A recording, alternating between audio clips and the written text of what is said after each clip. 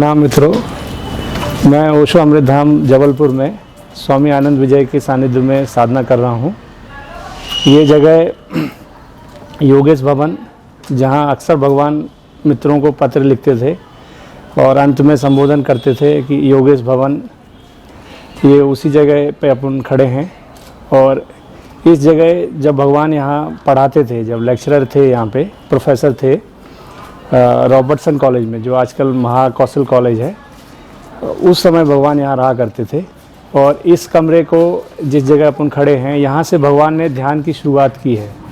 तो स्वामी आनंद विजय जी इस जगह को ओशो सारनाथ के नाम से बताते हैं। उन्होंने बताया है कि उन्होंने ये बताया कि भगवान यहाँ बीच में बैठ जाया करते थे। एक अंदर एक कमल का फूल, एक गोला बना हुआ है, उसमें भगवान बैठ जाया करते थे। और जो मित्र 15-20 मित्रों के साथ में यहाँ उनको शिथिल ध्यान कराया करते थे। तो यहाँ से भगवान की ध्यान की धारा शुरू हुई है। और जो आगे चल के कितनी बड़ी हुई है, ये सब अपन सब लोग जानते हैं। भगवान ओशो अपने जीवन काल 19 साल जबलपुर में रहे हैं, सबसे अधिक, मतलब जहाँ भी वो रहे हैं, पुणे रहे हैं, रजनीशपुरम, अमेरिका रहे हैं, सबसे ज़्यादा 19 साल वो जबलपुर में रहे हैं। तो वो बिफोर एनलाइटनमेंट यहाँ स्टूडेंट भी थे। यहाँ पास में भंवरताल पार्क है, यहीं डिस्टेंस पे, वॉकिंग डिस्टेंस पे। तो बिफोर एनलाइटनमेंट वो यहाँ पास के एरिया में रहा करते थे। और आफ्टर एनलाइटनमेंट के 10 साल तक तो उन्होंने डिस्क्लोज़ नहीं किया, किसी को बताया नहीं एनलाइटनमेंट के बारे में। उसके बाद में फिर वो प्रोफेसर हुए यहाँ रॉबर्टसन कॉलेज में। तो जब वो प्रोफेसर थे तब यहाँ रहा करते थे, इस जगह पे। यहाँ 1967 में, 1967 में यहाँ से पत्रों का संबोधन करते थे।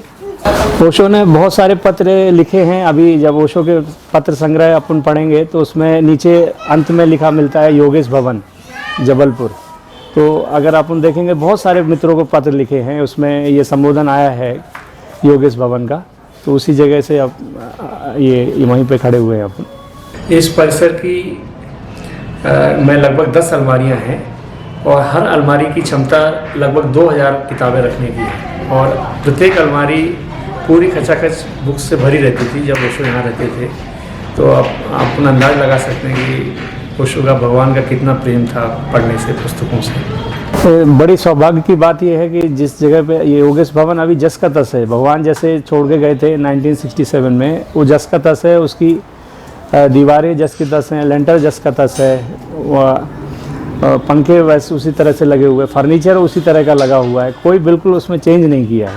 तो ये बहुत सुंदर नज़ारा देखने को मिलता है कि उस समय, मतलब 1963 में भगवान किस तरह से रहते थे। उनका मतलब जिस जोरबादा बुद्धा भगवान बोलते हैं, तो वो उसको अपन महसूस कर सकते हैं यहाँ पे। और इस जगह पे भगवान की एनर्जी, ये जगह अगर हम 10 मिनट 15 मिनट आँख बंद करके बैठें, अक्सर ये जगह ध्यान के लिए उपयोग होती है। स्वामी आनंद विजय जी जब यहाँ पे संबोधि दिवस होता है, यहाँ पास में भंवरताल गार्डन है 21 मार्च को, तो हर बरस वो यहाँ पे साधकों को लाते हैं और साइलेंस में बिठाते हैं यहाँ पे। मतलब ये जगह एनर्जी फील्ड है, ये यहाँ साइलेंस में बैठ के अपन फील कर सकते हैं ओशो की एनर्जी।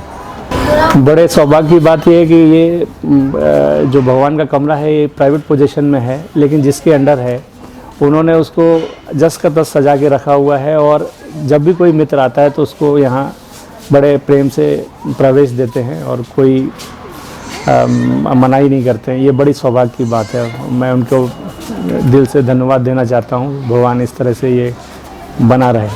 ये जहाँ अपन खड़े हैं, यहाँ भगवान रहते थे। और जो अभी जिस परिसर को दिखा रहे थे, वहाँ ध्यान कराते थे भगवान, पढ़ने के लिए जाते थे।